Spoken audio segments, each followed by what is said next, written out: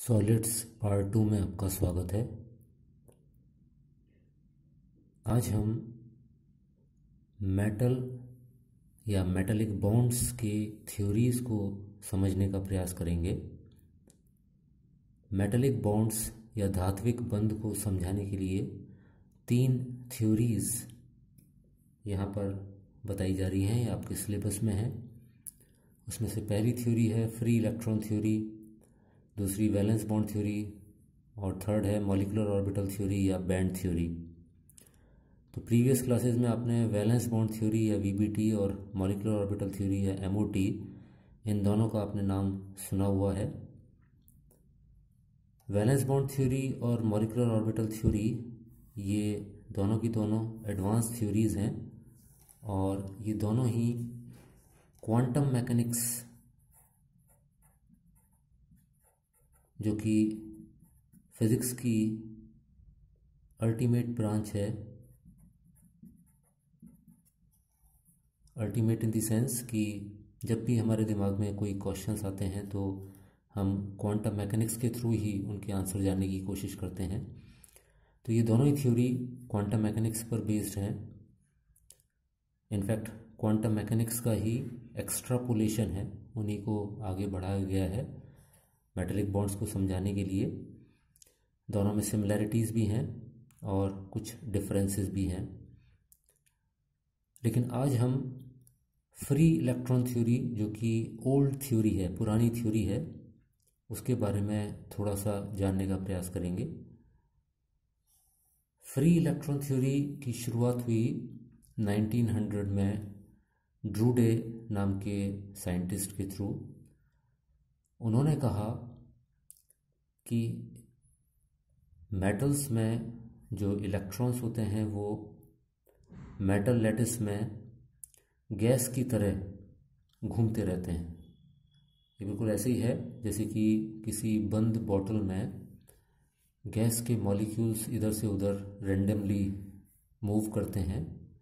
ठीक इसी तरीके से जो मेटल लैटिस है, यानी बहुत सारे मेटल के एटम्स या परमाणु आपस में जुड़ के उन्होंने एक जालक बना रखा है, तो वो जालक बॉटल की बाउंड्री हो गई और उसके अंदर गैसियस मॉलिक्यूल्स की जगह इलेक्ट्रॉन्स हैं जो कि फ्रीली मूव कर सकते हैं, लेकिन वो रहेंगे केवल उस बॉटल के अंदर ही, क्योंकि बॉटल क्लोज्ड है। तो ठीक इसी तरीके से मेटल्स लैटिस के अंदर ये इलेक्ट्रॉन्स मूव करते हैं।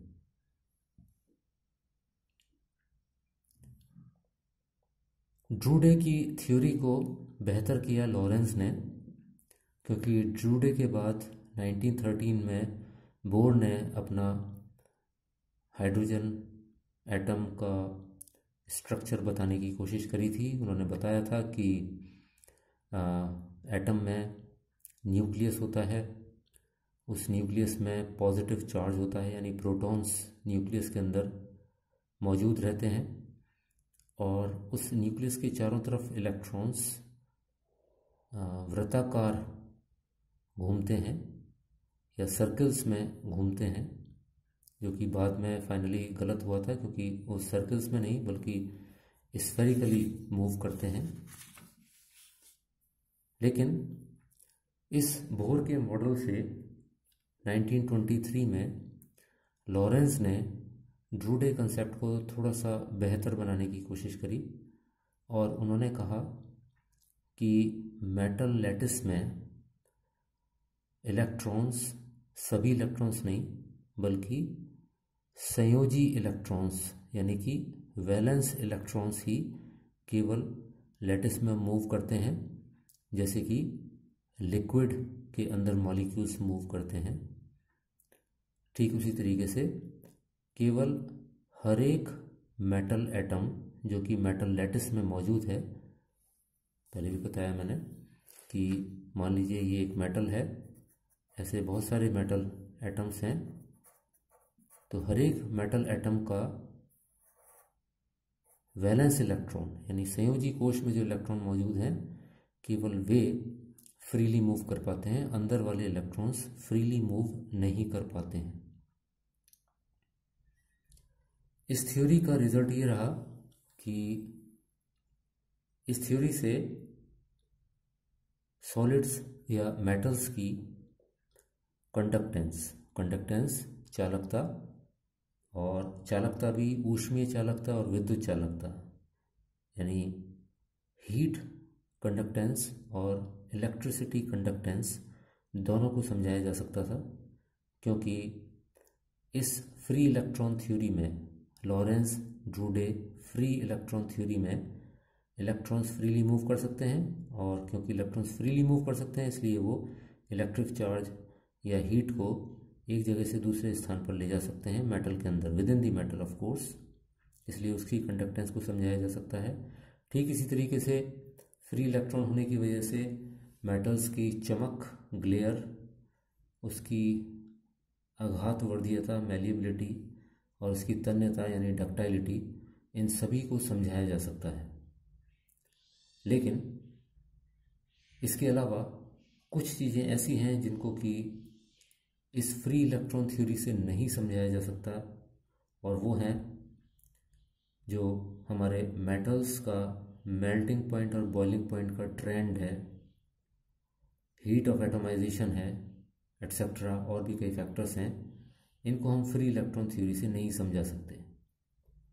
फॉर एग्जांपल, यहाँ पर मैंने एक ये टेबल दिया है, इस टेबल में मैंने केवल मेल्टिंग पॉइंट दिखाए हैं डिफरेंट मेटल्स के, यानी इतने टेम्परेचर पर कैल्शियम को, यानी 838 डिग्री सेंटीग्रेड पर कैल्शियम को पिघलाया जा सकता है, यानी सॉलिड स्टेट से उसको लिक्विड स्टेट में कन्वर्ट किया जा सकता है, ये मेल्टिंग पॉइंट है।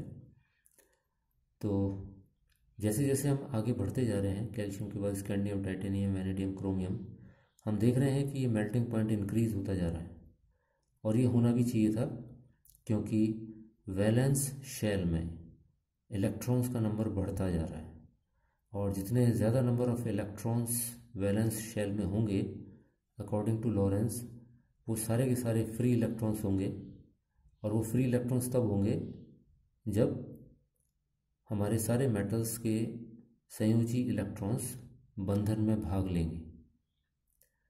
लेकिन हम देखते हैं कि वैनेडियम के बाद ये मेल्टिंग पॉइंट रिड्यूस होना शुरू हो गया,